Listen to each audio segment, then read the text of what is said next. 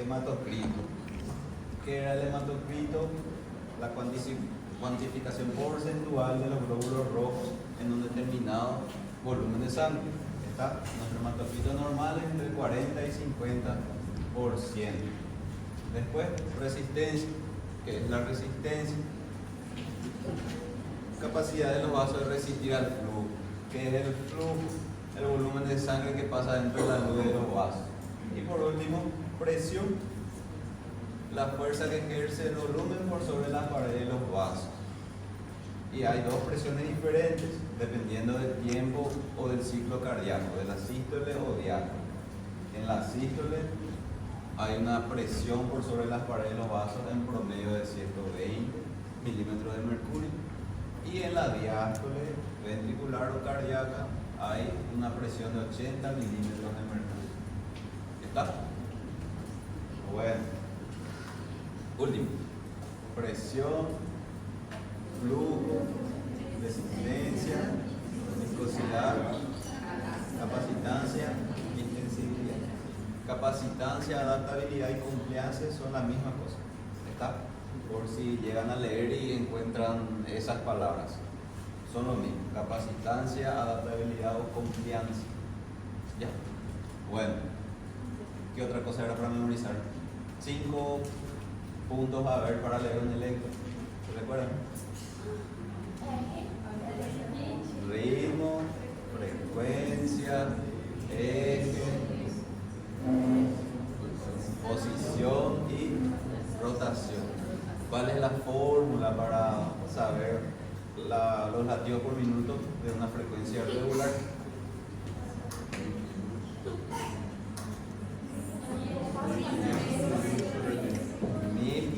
Dividido cantidad de cuadraditos pequeños. ¿Cómo cuento los cuadraditos pequeños? Con el papelito yo me doy cuenta si es regular o irregular. ¿Cómo? Bueno, tenemos la frecuencia cardíaca. Primero tenemos que saber si es regular o irregular. ¿Cómo nos damos cuenta si es regular o irregular? Por el papelito. ¿Está? Ahora bien, sabemos que es regular. ¿Cómo hago el cálculo de la frecuencia cardíaca? 1500 dividido cantidad de cuadraditos pequeños entre R y R. 1500 dividido cantidad de cuadraditos pequeños entre R y R.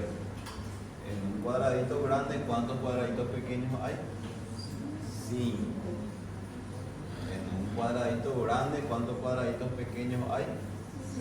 5. ¿Está? Así hacemos el cálculo cuando es regular. Y si es irregular, ¿cómo hacemos el cálculo? Contamos 30 cuadrados grandes. Y después contamos cuántos complejos QRS hay en 30 cuadrados grandes.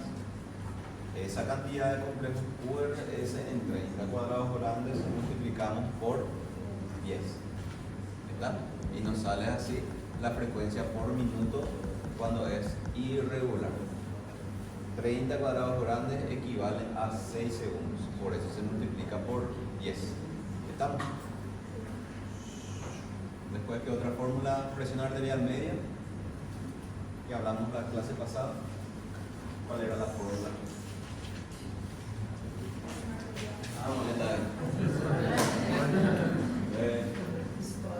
Presión arterial sistólica más 2 por presión arterial diastólica dividido 3. ¿Cómo se moviliza la sangre arterial? Por medio de la transmisión de los pulsos de presión. ¿Cómo se moviliza la sangre venosa y la sangre linfática? Por medio de dos mecanismos, la bomba muscular y el sistema valvular. La sangre arterial se moviliza, obviamente por el corazón, ¿verdad? Por impulsación del corazón, pero los vasos en sí también tienen la capacidad de movilizar sangre, que es a través de la transmisión de los pulsos de presión. Y la sangre venosa y la linfa se moviliza a través de estos dos mecanismos, bomba muscular y sistema valvular. Después hablamos de la fuerza de Starling. ¿Para qué servía la fuerza de Starling o por qué es importante eso? una forma en donde se explica la homeostasis que existe entre los líquidos que están afuera de los vasos y dentro de los vasos, o el espacio vascular, el espacio intersticial y el espacio intercelular. Está el equilibrio que hay para que ocurra una buena movilización del líquido o un equilibrio de líquidos entre estos compartimientos. ¿Me explico?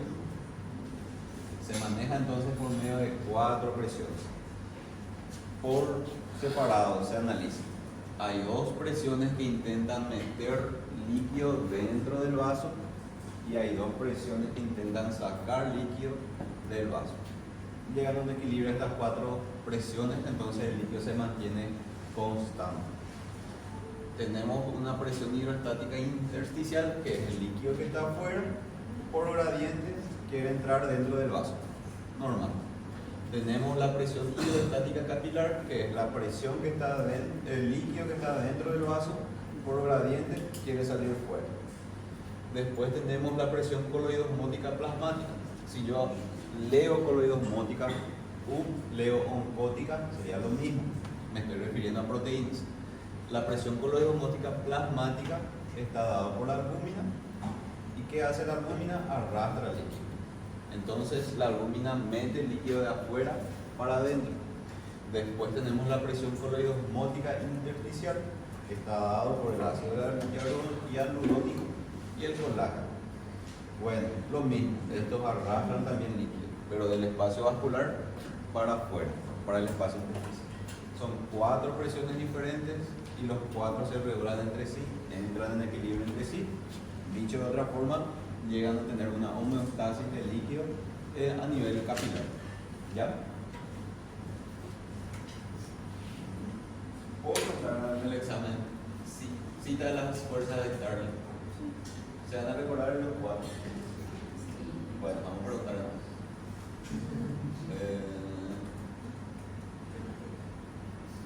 Bueno, ya hablamos de eso. Esto en la clase pasada. ¿Cómo se regula el flujo de sangre a nivel capilar? ¿Ya? Tenemos 2 tipos de regulación, a corto plazo y a largo plazo. A corto plazo y a largo plazo, ¿cómo se regula el flujo de sangre a nivel capilar? A largo plazo era más fácil, por medio de la remodelación de los vasos y la angiogénesis. Si un músculo o un órgano determinado necesita más o demanda más oxígeno nutrientes, bueno, la sangre debe aumentar en esa región. ¿Por dónde se moviliza la sangre? Por los vasos. ¿Qué hacen los vasos para conseguir asistir a la demanda que se le está exigiendo? Bueno, uno, se remodelan los vasos, aumenta de calibre, ¿ya? Aumenta de diámetro y hay una hipertrofia de sus paredes, obviamente por el aumento de diámetro. Y 2, hay una angiogénesis, hay una neoformación de nuevos vasos o de nuevos capilares o de nuevas arteriolas. ¿Para qué? Para aumentar el flujo de sangre en una región determinada. Remodelación de los vasos y angiogénesis. Mecanismo de regulación a largo plazo, 2 semanas para adelante. Usamos el ejemplo de una persona que va al gimnasio. Bueno, comienza a irse al gimnasio y hay un mecanismo de regulación del flujo de sangre a los músculos a corto plazo y a largo plazo. De 2 semanas para arriba comienzan a remodelarse los vasos y comienza a haber una angiogénesis. Perfecto. Ahora a corto plazo, en el primer día que nuestro ejemplo se va al gimnasio. Bueno, tenemos según la necesidad de los tejidos, según el flujo, según la presión arterial. Dicho de otra forma, tenemos las teorías. ¿Está? A largo plazo ya entendimos, a corto plazo tenemos las teorías. ¿Qué es lo que dijimos la clase pasada? Que son 6 tipos de teorías diferentes. Todas ellas hablan de lo mismo prácticamente, pero de enfoques diferentes. ¿Ya? ¿De qué dependen o en qué se enfocan? Como dije, se enfocan en puntos diferentes, pero todos convergen en los mismos puntos. ¿Cuáles son los mismos puntos? Según la necesidad de nutrientes, según la necesidad de oxígeno o según la demanda metabólica que es exigida. ¿Ya? Eso ayuda a regular la vasodilatación o la vasoconstricción de los vasos. Por ejemplo, la teoría vasodilatadora te habla que si el tejido necesita nutrientes o oxígeno o lo que sea, va a haber una vasodilatación. Así es. Abajo te dice que si el tejido necesita oxígeno, va a haber una vasodilatación. O si tiene mucho CO2 o requiere menos oxígeno de lo que está recibiendo, va a haber una vasoconstricción. Se regula según la necesidad de oxígeno. Bajamos un poco más, tenemos la hiperemia reactiva. La hiperemia reactiva ya no habla más tanto de los tejidos, pero habla en sí de los vasos. ¿Qué te dice? Que hay una vasoconstricción y una vasoconstricción puede causar una vasodilatación reactiva. Esta, según la demanda del tejido, ¿verdad? Puede haber una vasoconstricción y esa vasoconstricción produce una vasodilatación reactiva. Tenemos la teoría de la hiperemia activa, que nos habla de que hay una vasodilatación dependiendo de la necesidad del tejido.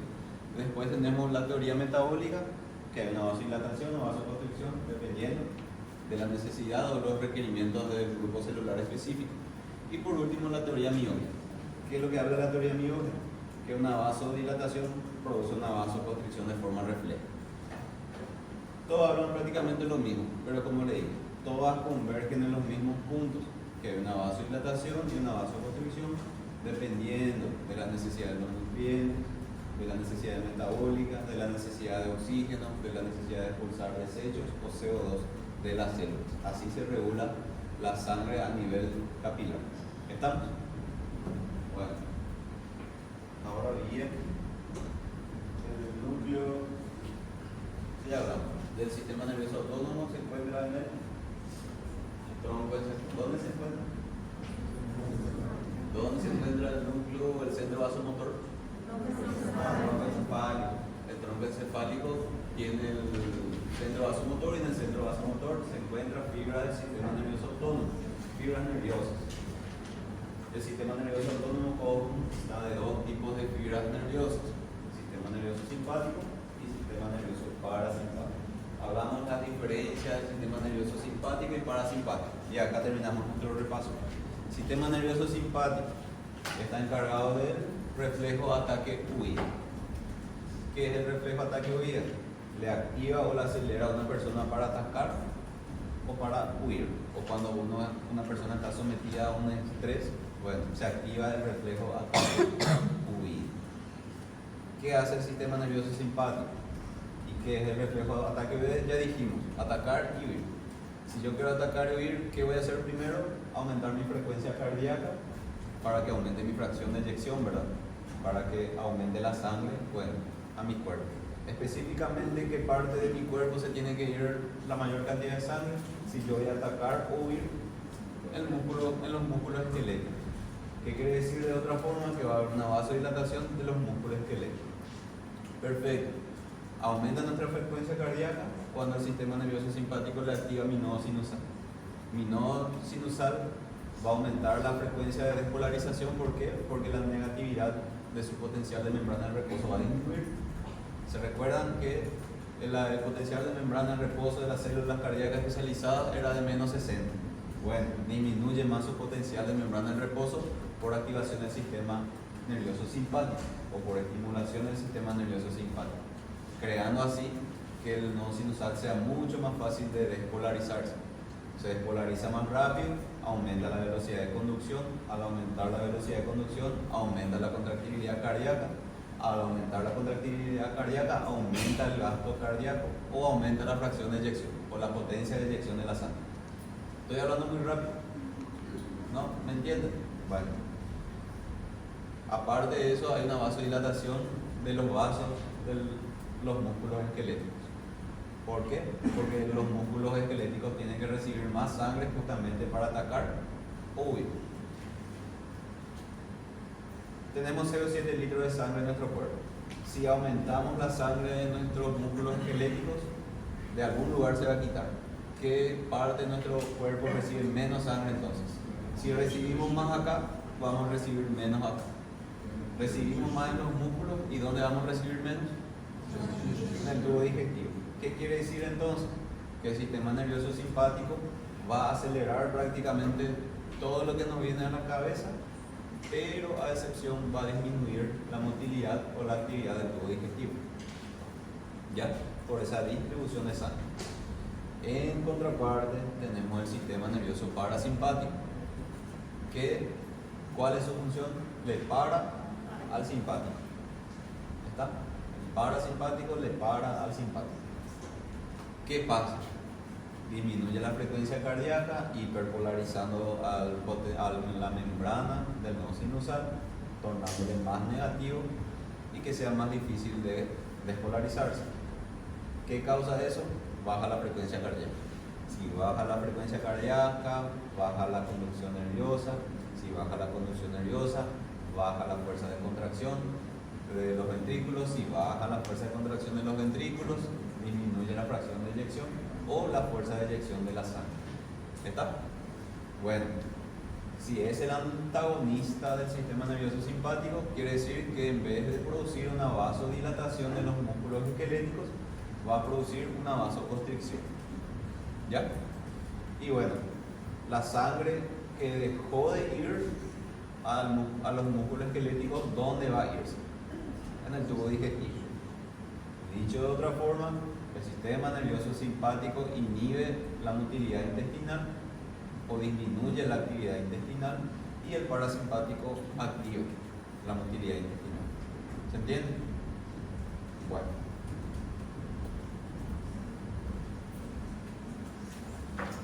¿Cómo se regula el sistema nervioso autónomo ahora? El sistema nervioso autónomo encargado de la vasodilatación y vasoconstricción de los vasos. Una forma práctica de decir vasodilatación y vasoconstricción de los vasos. El sistema nervioso autónomo es encargado de la vasodilatación y la vasoconstricción de los vasos. Bueno, ¿cómo se regula? Por medio de tres formas. El primero de ellos por medio de los vasoreceptores. Vasoreceptores. Receptores, varo. ¿Qué significa varo? Presión. ¿Está? Varo significa presión. Varo significa presión. ¿Está? El barómetro es el que mide justamente la presión atmosférica. Varo significa presión en griego. Varo significa presión.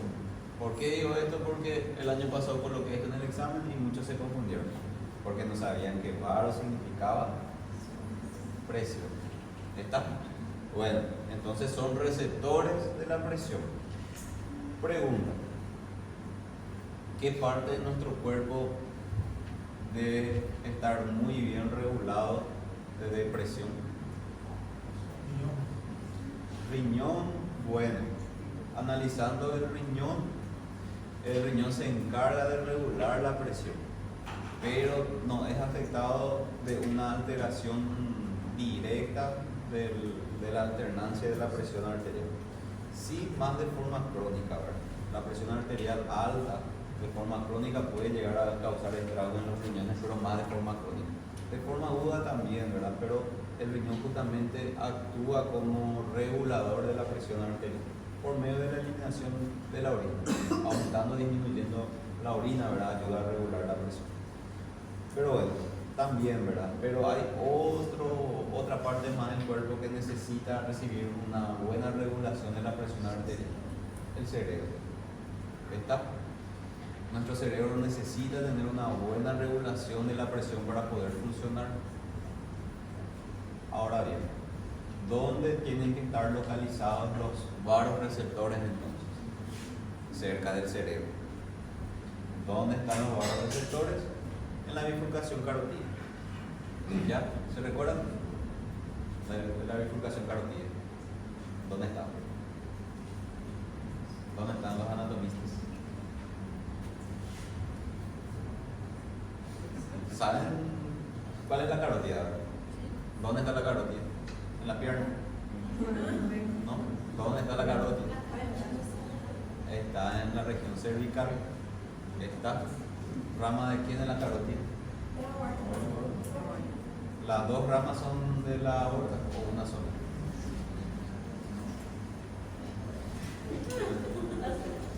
Ya nos olvidamos, todo parece anatomía. Tenemos el corazón, que es nuestra bomba de sangre. Del corazón sale la arteria aórtica.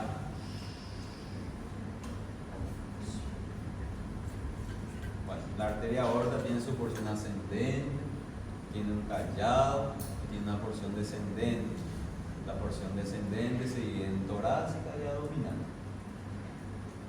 Y bueno, termina con dos ramas, las arterias ilíacas comunes, que se van a las piernas o a los miembros inferiores. Esas son las ramas terminales, pero después tenemos las ramas colaterales de la arteria aorta. Y cada porción tiene sus ramas colaterales, la ascendente, el callado y la descendente. ¿Cuáles eran las ramas de la aorta ascendente?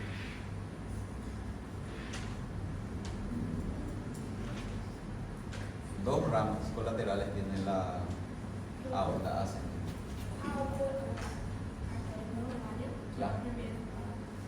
Las arterias coronarias son las dos ramas colaterales de la aorta ascendente. Las arterias coronarias que irrigan el corazón. Después tenemos el callado aórtico, que tenía o tienen tres ramas colaterales. ¿Cuáles eran? Tronco arterial brachiocefálico, después subclavia izquierda y carótida común izquierda. ¿Está? El tronco arterial brachiocefálico se dividió otra vez en dos ramas, subclavia derecha y carótida común derecha. Bueno, las dos carótidas comunes se dirigen a la cabeza, pasan por el cuello y cerca ¿de qué apófisis lateral? ¿De qué vértebra cervical cerca de qué vértebra cervical se bifurca?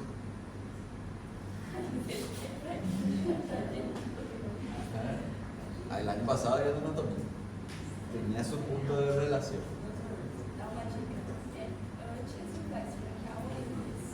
El plexo braquial está muy abajo, tiene que ser por encima del plexo braquial. ¿Cómo se forma el nervio intercosto braquial? Ya que hablaron del plexo braquial.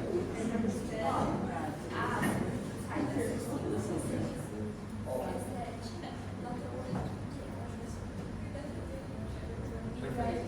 Así se forma el nervio intercosto. Bueno, vamos a dar anatomía otro día. En la bifurcación carotidia se encuentran los varoreceptores. ¿Está? Se encuentra en la bifurcación carotidia y bueno, estos emiten señales que se direccionan y terminan en el centro vasomotor, que se encuentran en el tronco encefálico. ¿Está? En la bifurcación carotidia se encuentran los varoreceptores y los varoreceptores emiten señales nerviosas que terminan en el centro vasomotor, que se encuentra en el tronco encefálico. Reciben o recepcionan las modulaciones o las diferencias de presión que tiene nuestra sangre o que reciben las paredes de los vasos. Esta pregunta: ¿aumenta demasiado la presión arterial? Los vasoreceptores reciben esas señales de las paredes de los vasos que la presión está muy alta. Bueno, se le avisa al centro vasomotor y el centro vasomotor, ¿qué va a hacer para regular eso? Le va a activar el sistema nervioso simpático o parasimpático. El parasimpático produce una vasodilatación en todo el cuerpo.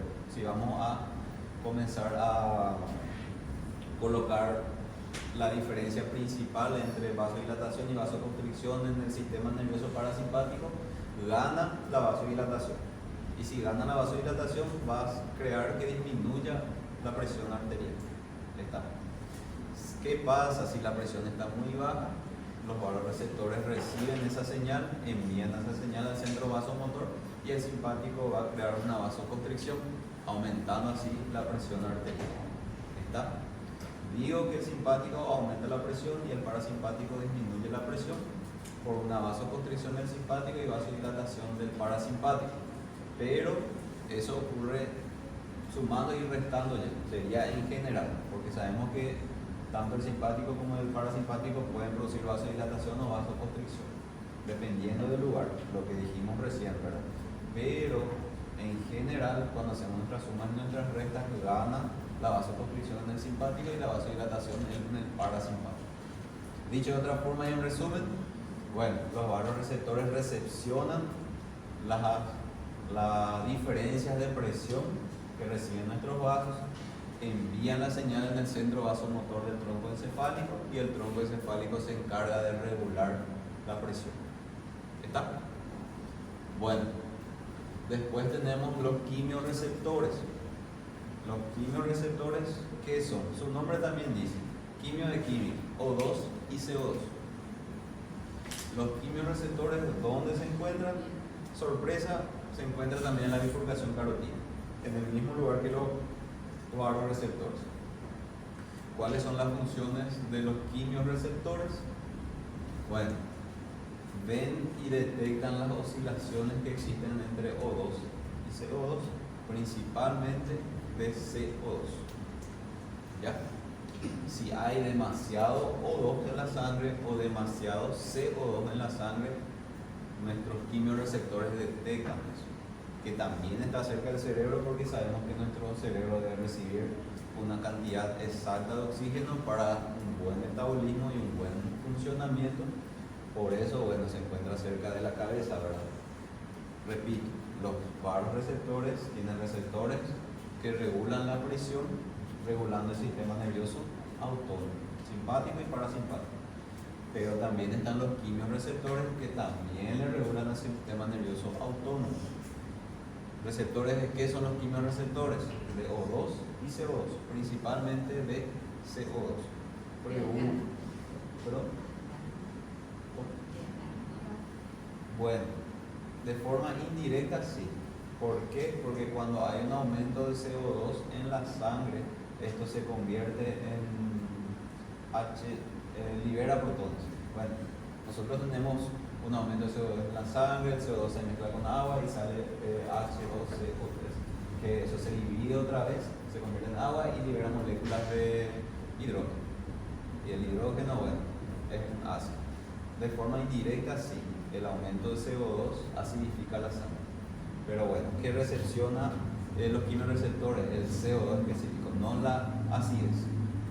Pero indirectamente sabemos que cuando hay mucho CO2 va a producir una acidificación en la sangre. ¿Qué hace nuestro cuerpo para regular eso? ¿O qué hace el sistema nervioso autónomo para regular eso? Si tenemos mucho CO2 en la sangre, tenemos que eliminar. ¿Cómo el cuerpo elimina? Por medio de esa conversión que estamos diciendo acá, se elimina por el riñón. Pero ¿de qué otra forma también nuestro cuerpo se encarga de eliminar CO2? Por medio de la respiración. ¿Cómo yo tengo que hacer si quiero eliminar más CO2? Tengo que aumentar mi frecuencia respiratoria. ¿Quién aumenta la frecuencia respiratoria? ¿El simpático o el parasimpático? Simpático. ¿Qué quiere decir? Si yo tengo un aumento de CO2, mis quimiorreceptores detectan ese aumento de CO2. El aumento es esa señal nerviosa del aumento de mi CO2 se va en el centro vasomotor que se encuentra en él. ¿Dónde se encuentra el centro vasomotor? Voy a tener que volver todas las diapositivas otra vez. Bueno, ¿dónde se encuentra el centro vasomotor? Tronco encefálico. Bueno, tenemos los varoreceptores, los quimiorreceptores, que es una forma de regular el sistema nervioso autónomo. Los varoreceptores regulan o recepcionan las alteraciones de la presión, y cuando está alterada la presión le avisan al centro vasomotor, y el centro vasomotor regula por medio del sistema nervioso simpático y parasimpático. ¿Ya? Regula la presión. Después tenemos los quimiorreceptores que detectan oscilaciones de O2 y CO2 en la sangre, principalmente de CO2. ¿Qué pasa si tengo un exceso de CO2? Se tiene que eliminar por el riñón, pero también se elimina por los pulmones. ¿Y cómo yo elimino CO2 por los pulmones? Aumentando la frecuencia respiratoria. ¿Quién aumenta la frecuencia respiratoria? ¿El simpático o el parasimpático? El simpático. ¿Qué quiere decir entonces? Si yo tengo un aumento de CO2 en la sangre, voy a tener una activación del sistema nervioso simpático, creando así un aumento de la frecuencia respiratoria. Al aumentar mi frecuencia respiratoria, yo voy a expulsar más CO2 porque voy a estar, o mi frecuencia respiratoria va a estar alta. Expulso más CO2 y voy a meter más O2. ¿Qué quiere decir eso? Que voy a tener en cuestión de minutos mucho O2 y poco CO2. De tal forma que después los quimiorreceptores van a detectar que hay poco CO2 y hay mucho O2, de tal forma que va a causar una activación otra vez del parasimpático para que disminuya la frecuencia respiratoria. De tal forma que se llegue otra vez a un equilibrio entre CO2 y O2 en la sangre. Para eso sirven los quimiorreceptores. ¿Ya? ¿Se ¿Entienden? ¿Sí? ¿Entienden? Bien. ¿Ya? Bueno. Después tenemos los reflejos cardiopulmonares. Los reflejos cardiopulmonares también son receptores que reciben la presión y la alternancia de VO2. O sea, es una mezcla de los quimiorreceptores y vasoreceptores. Son coadyuvantes, no son principales. Los más principales son los vasoreceptores y los quimiorreceptores. Los reflejos cardiopulmonares, como le dije, son coadyuvantes de los dos de arriba. ¿Dónde se encuentran? En el callado aórtico, en el tronco pulmonar y en las aurículas. Quimiorreceptores y vasoreceptores son una mezcla de ambos. Son coadyuvantes de los dos de arriba. Pero hay que saber, ¿está? También detectan alternancias en la presión y alternancias entre la cantidad de oxígeno y de CO2 en la sangre. ¿Se entiende? Bueno. ¿Qué se mueve eso? Se encuentran en el callado aórtico, en el tronco pulmonar y en las aurículas. Bueno. Último. Nosotros ya hablamos entonces de cómo se regula el flujo de sangre a nivel capilar. Corto y largo plazo. Largo plazo ya hablamos de la remodelación de los vasos, la angiogénesis, y a corto plazo ya hablamos de las teorías. ¿Ya? Después, ahora acabamos de hablar cómo se regula el sistema nervioso autónomo por medio de los quimiorreceptores, vasoreceptores y los reflejos cardiopulmonares. Ahora vamos a hablar de forma específica cómo se regula la presión arterial. ¿Está? ¿Por qué? Porque hay mecanismos que regulan la presión arterial en cuestión de segundos, en cuestión de horas y a largo plazo. ¿Ya? De forma específica, cómo se regula la presión arterial. ¿Qué era la presión?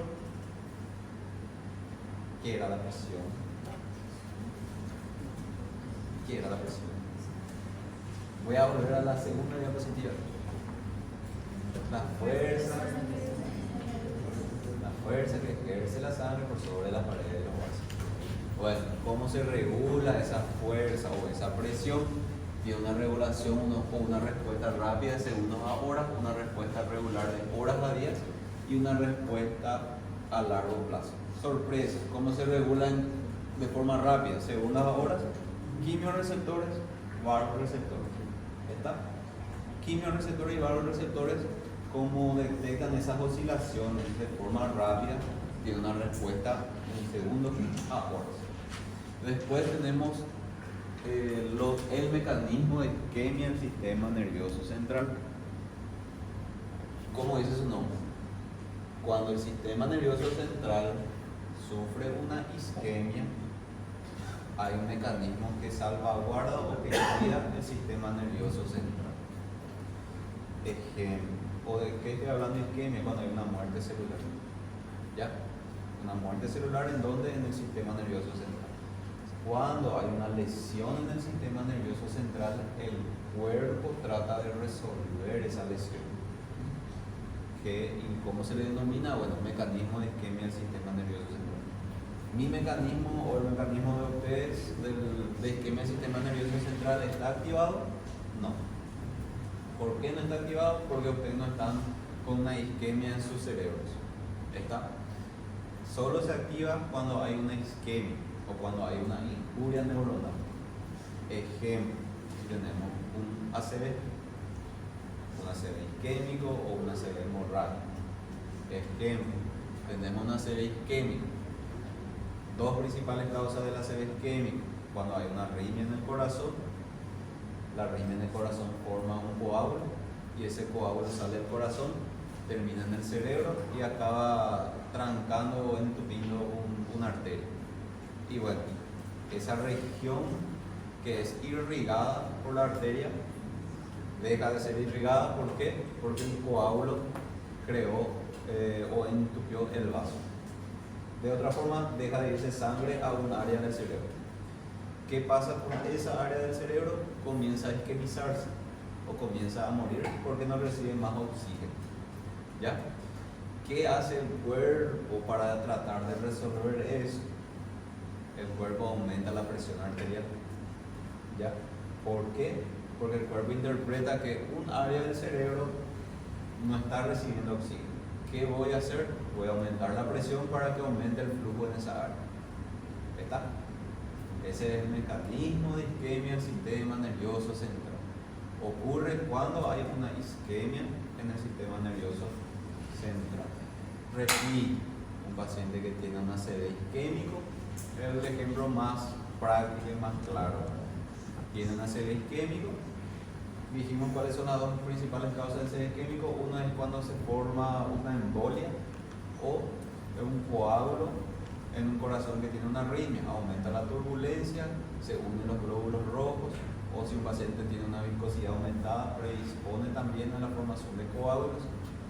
Se forma un coágulo y el coágulo va y termina en una arteria cerebral. La otra causa de los ACV isquémicos es por la formación de placas ateroscleróticas, que las arterias o las paredes arteriales comienzan a llenarse de placas de colesterol o de ácido graso, de tal forma que llega un día en donde se tranca o se entupe. Sí. Se entupe. Entope. Se entope y es que se tranca. Sí. Bueno, deja de fluir la sangre porque por el ateroma que se formó en esa región. Son las dos causas principais de ACV isquêmico. Bueno. Mas quando ele se entope, ele não vai gerar uma força, vai gerar uma maior força? El aumento de la presión.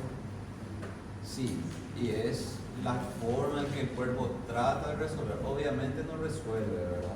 Pero es el mecanismo de respuesta que tiene el cuerpo ante Mas una é lesión. resposta rápida. Una respuesta que comienza en segundos. ¿Está? Hay una taponación o hay una isquemia cerebral, el cuerpo levanta la presión arterial y bueno, para intentar compensar la isquemia que está sufriendo el cerebro. Por eso, el paciente con ACV isquémico siempre vamos a encontrar cifras tensionales aumentadas. ¿Ya? Pregunta. Ustedes están ya de guardia en un hospital en Brasil o acá en Paraguay. Viene un paciente con un ACV isquémico y con una presión de 200 de la sistólica. ¿Le van a bajar o no le van a bajar la presión arterial? ¿Sí o no? ¿Le van a bajar o no le van a bajar la presión arterial? Paciente con ACV isquémico viene con una presión arterial sistólica de 200 o 190 milímetros de mercurio. ¿Por qué está tan alta su presión? Por el mecanismo de isquemia del sistema nervioso central. El cuerpo trata de compensar esa isquemia.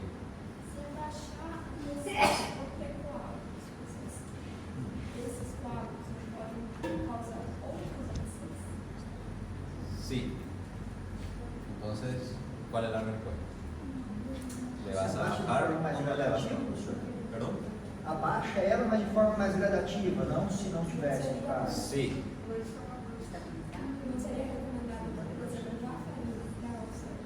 Warfarina es un anticoagulante. Sí, sería el tratamiento, pero yo te solo hablando de la presión. ¿Le vamos a bajar o no le vamos a bajar? La respuesta es no. No se le baja la presión a no ser que esté por encima de 220 milímetros de mercurio. O sea, la presión debe estar alta. ¿Por qué? Porque se debe mantener el mecanismo de isquemia del sistema nervioso central.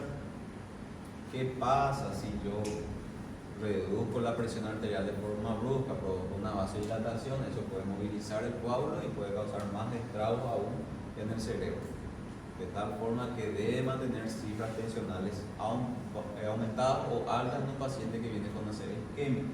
Un gran error que se suele cometer en los hospitales. Pero se debe bajar de forma gradual entre 12 a 24 horas después del evento. Esa es la forma gradual en que se debe bajar, 12 a 24 horas después. Mientras tanto o mientras llega a su ingreso no se le baja la presión arterial. ¿Se entendió? Mecanismo de isquemia del sistema nervioso central. Después viene el tratamiento con los anticoagulantes, fibrinolíticos y eso, pero eso ya es otra cosa. Bueno, respuesta rápida se entendió. Ahora respuesta regular, que comienza en horas y días. 1. Sistema renina-angiotensina. No vamos a hablar mucho de esto, porque bueno, sistema renina-angiotensina, ¿cuál es su función o su fisiología? Retener sodio y agua. ¿A través de quién? ¿O a quién lo utiliza para retener sodio y agua? A los riñones. ¿Está? Bueno, ¿cuál es la función del sistema renina-angiotensina? Junto con la aldosterona, porque está el sistema renina-angiotensina-aldosterona, no sé si se recuerda. Bueno, la función de ellos es retener sodio y agua. Si retiene sodio y agua, quiere decir que va a aumentar la volemia. Y si aumenta la volemia, va a aumentar la fuerza que la sangre ejerce por sobre las paredes de los vasos. Dicho de otra forma, si aumenta la volemia, aumenta la presión. ¿Ya? ¿Cómo es regulado? Por medio del sistema renina-angiotensina. O sea que el riñón se encarga de regular o de equilibrar también la presión en horas a días. ¿Ya? Hasta ahí vamos a llegar. Después, cuando entremos en nefro, vamos a dedicarnos en esa parte. Después tenemos la tensión, relajación del sistema vascular, o vasoconstricción y vasodilatación, que entra ahí todas las teorías que nosotros vimos. ¿Estamos? La teoría metabólica, del mal oxígeno, las hiperemias, la teoría miógena y bueno, todo eso. Todo lo que se nos viene a la cabeza de las teorías entran en la tensión y relajación del sistema vascular, vasodilatación y vasoconstricción, según la demanda que requiere el tejido en todo más en esa región o en esa área específica. ¿Ya? Bueno, después tenemos el desplazamiento de líquidos a través de los capilares. Y acá entran las fuerzas de Starling. ¿Por qué entra acá las fuerzas de Starling? Desplazamiento de líquidos. Del espacio intersticial al espacio vascular o del espacio vascular al espacio intersticial. Pregunta. ¿Qué pasa si yo tengo una presión arterial baja? Tenemos una presión arterial baja, mi presión está de 7,4, el paciente está por morir. ¿Cuál es la fisiología de mi cuerpo? ¿Qué va a hacer mi cuerpo para tratar de compensar o de regular otra vez la presión? Va a tratar de meter líquido del espacio intersticial para el espacio vascular, para aumentar la volemia, para aumentar la presión. ¿Ya? Va a haber un desplazamiento de líquidos, va a haber una regulación a través de las fuerzas de Starling para intentar aumentar la volemia. ¿Qué pasa si mi presión está demasiado alta de forma crónica? Va a aumentar el líquido en el espacio intersticial para intentar disminuir la volemia, para intentar disminuir la presión. ¿Qué tal? Isso enquanto o hipertenso geralmente toma muito diurético junto com basicamente da conta de hipertensão, é muito diurético para Bueno, diminuir essa pressão. ¿por qué los diuréticos están indicados en la hipertensión arterial? Justamente porque actúan a nivel del sistema renina-angiotensina. Si nosotros hablamos de la presión arterial, tiene un pilar de tratamiento de 6 escalones. El primero de ellos son los IECA y arados. Acá el 98% tienen padres hipertensos. Bueno, los IECA y arados son enalapril, captopril, y los arados son temisartano, sartano, mesartano. Todo esto le inhiben al sistema renina-angiotensina. ¿Y qué pasa si yo le inhibo mi sistema renina-angiotensina aldosterona? Voy a inhibir mi absorción de sodio y agua. ¿Está? Y si disminuye mi absorción de sodio y agua, mi volemia va a disminuir, por ende, mi presión va a disminuir. Hay veces en donde esto no es suficiente. Ahí pasamos al segundo escalón. Y después, si no es suficiente, pasamos al tercer escalón, al cuarto escalón, quinto escalón, sexto escalón. Pero uno de los escalones son los diuréticos.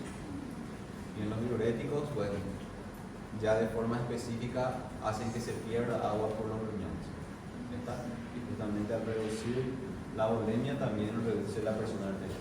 Pero los diuréticos están en el 1, 2, 3, cuarto escalón, quinto escalón. ¿Está?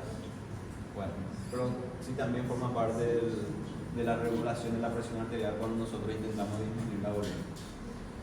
Bueno, después, ya hablamos, sistema renina-angiotensina por el riñón, retención de sodio y agua, es una forma de regular la presión arterial en cuestión de horas y días. Después tenemos la tensión y relajación del sistema vascular, que es por medio de la vasoconstricción y vasodilatación. Las teorías que nosotros ya vimos en el slide pasado.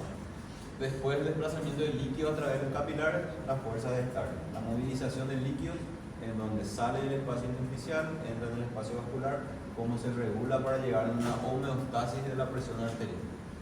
Y después tenemos a largo plazo, cuestión de días para adelante. Y tenemos la retroalimentación renal. ¿A qué nosotros le llamamos una retroalimentación renal? También sigue actuando el sistema renina-angiotensina. El sistema renina-angiotensina, bueno, está en el riñón, como dijimos. Pregunto, ¿cuál es la función del sistema renina-angiotensina? La regulación del sodio y agua. ¿Está? O la eliminación o reabsorción del sodio y agua para mantener la presión arterial. Esto también es una respuesta a largo plazo. Y después ya tenemos, según lo que el paciente consume o no de sodio y agua. ¿Está? Si el paciente consume mucha agua, pero orina poco, la volemia va a aumentar, ¿verdad? Y si el paciente consume mucha sal. ¿Por qué sal? Bueno, sal de mesa. ¿De qué está compuesta sal de mesa? NaCl, ¿verdad? Cloruro de sodio. Una persona no se va a comprar sodio de la farmacia del supermercado para comer, ¿verdad? Pero sí compra sal, NaCl. Al consumir mucha sal, aumenta la cantidad de sodio en la sangre y el sodio actúa como un metabolito osmóticamente activo y retiene agua. O sea que una persona que consume mucha sal va a retener más agua. Por eso a los hipertensos se le indica que no consuma mucha sal para que no tenga mucho sodio dentro de su sangre, para no retener tanta agua y no tener tanta volemia. Y si no tienen tanta volemia, no tienen tanta, o va a disminuir la presión arterial. ¿Ya? Eso ya depende de cada paciente, si el paciente consume mucha sal o no. Y por último tenemos la eliminación de sal y agua. Y eso ya depende de los hábitos del paciente. ¿Sí? Hábitos fisiológicos hablando, los hábitos urinarios específicamente. Si el paciente orina bien, entonces va a eliminar sodio y agua. Pero si el paciente es un enfermo renal crónico que no orina bien, sabemos, bueno, cuando entremos vamos a dar que el ritmo diurético es de 0.5 a 1 miligramo kilo peso hora. ¿Qué quiere decir eso? Que hay un cálculo que nosotros tenemos que saber para saber si el paciente está orinando bien, está orinando mucho o está orinando poco. Si el paciente orina poco, quiere decir que está reteniendo sodio y agua. Y bueno, eso va a alterar también la presión arterial. Ingesta de sal y agua y eliminación de sal y agua y el sistema renina-angiotensina. Ya habla todo a nivel del riñón o del funcionamiento del riñón. ¿Estamos? ¿Preguntas? Temprano todavía. Tenemos mucho tiempo. Bueno, vamos a dar un receso y después